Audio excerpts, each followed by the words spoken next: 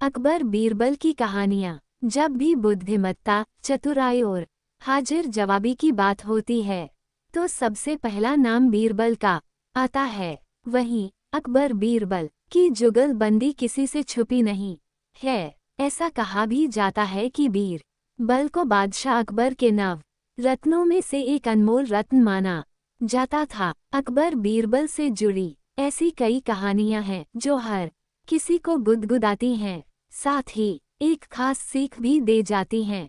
अकबर बीरबल की कहानियां हमेशा से सभी के लिए प्रेरणादायक रही हैं। बीरबल ने अपनी चतुराई और बुद्धिमत्ता से कई बार बादशाह अकबर के दरबार में आए पेचीदा मामलों को सुलझाया, साथ ही बादशाह अकबर की ओर से दी गई चुनौतियों को सहर्ष स्वीकार कर उनका हल निकाला। बेशक ये किस्से कहानियां सदियों पुरानी हैं, लेकिन वर्तमान में भी इनका महत्व कायम है। अगर आप अपने बच्चों को मानसिक रूप से मजबूत बनाने चाहते हैं या उसे यह सिखाना चाहते हैं कि कैसे हर समस्या का हल शांत रहकर व दिमाग का इस्तेमाल करके किया जा सकता है, तो अकबर बीरबल की कहानी से बेहतर कुछ नहीं है। सबसे बड़ी चीज। कहानी 3।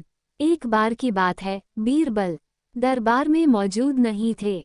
इसी बात का फायदा उठाकर कुछ मंत्रीगण बीरबल के खिलाफ महाराज अकबर के कान भरने लगे। उनमें से एक कहने लगा, महाराज, आप केवल बीरबल को ही हर जिम्मेदारी देते हैं और हर काम में उन्हीं की सलाह ली जाती है। इसका मतलब यह है कि आप हमें अयोग्य समझते हैं, मगर ऐसा नहीं है। हम भी बीरबल जितने ही योग्य हैं। महाराज को बीरबल बहुत प्रिय थे। वो उनके खिलाफ कुछ नहीं सुनना चाहते थे, लेकिन उन्होंने मंत्रीगणों को निराश न करने के लिए एक समाधान निकाला। उन्होंने उनसे कहा, मैं तुम सभी से एक प्रश्न का जवाब चाहता हूँ, मगर ध्यान रहे कि अगर तुम लोग इसका जवाब न दे पाए तो तुम सबको फांसी की सजा सुनाई जाएगी। दरबारियों ने झिझक कर महाराज से कहा, ठीक है महाराज, हमें आपकी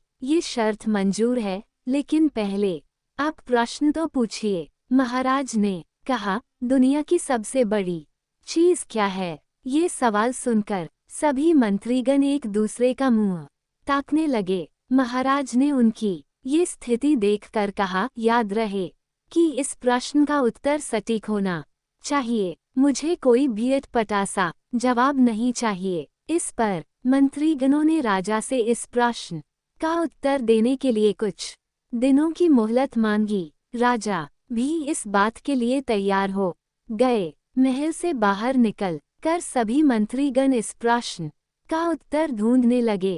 पहले ने कहा कि दुनिया की सबसे बड़ी चीज भगवान है, तो दूसरा कहने लगा कि दुनिया की सबसे बड़ी चीज भूख है। तीसरे ने दोनों के जवाब को नकार दिया और कहा कि भगवान कोई चीज नहीं है और भूख को भी बर्दाश्त किया जा सकता है। इसलिए राजा के प्रश्न का उत्तर इन दोनों में से कोई नहीं है। धीरे धीरे समय बीतता गया और मोहलत में लिए गए सभी दिन भी गुजर गए। फिर भी राजा द्वारा पूछे गए प्रश्न का जवाब न मिलने पर सभी मंत्रीगणों को अपनी जान की फिक्र सताने लगी।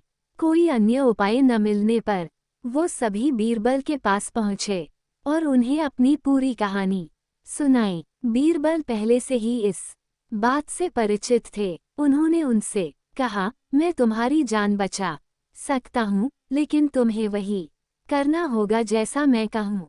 सभी बीरबल की बात पर राजी हो गए। अगले ही दिन बीरबल ने एक पालकी का इंतजाम करवाया। उन्होंने 2 मंत्रीगणों को पालकी उठाने का काम दिया, तीसरे से अपना हुक्का पकड़वाया और चौथे से अपने जूते उठवाए। वह स्वयं पालकी में बैठ गए। फिर उन सभी को राजा के महल की ओर चलने का इशारा दिया। जब सभी बीरबल को लेकर दरबार में पहुँचे तो महाराज इस मंजर को देख कर हैरान थे। इससे पहले कि वो बीरबल से कुछ पूछते, बीरबल खुद ही राजा से बोले, महाराज, दुनिया की सबसे बड़ी चीज गरज होती है। अपनी गरज के कारण ही ये सब मेरी पालकी को उठाकर यहाँ तक ले आए हैं। ये सुन महाराज मुस्कुराए बिना न रह सके और सभी मंत्रीगण शर्म के मारे सिर झुकाए खड़े रहे। कहानी से सीख है कि हमें कभी भी किसी की योग्यता से जलना नहीं चाहिए, बल्कि उससे सीख लेकर खुद को भी बेहतर बनाने की कोशिश करनी चाहिए। दोस्तों, ऐसे ही ज्ञानवर्धक और मनोरंजक कहानियों के लिए हमारे चैनल को सब्सक्राइब करें, अपने दोस्तों में शेयर करें, बेल आइकन को हिट करें ताकि हमारे हर वीडियो की सूचना आपको मिलती रहे। वीडियो यहाँ तक देखने के लिए आपका बहुत बहुत धन्यवाद।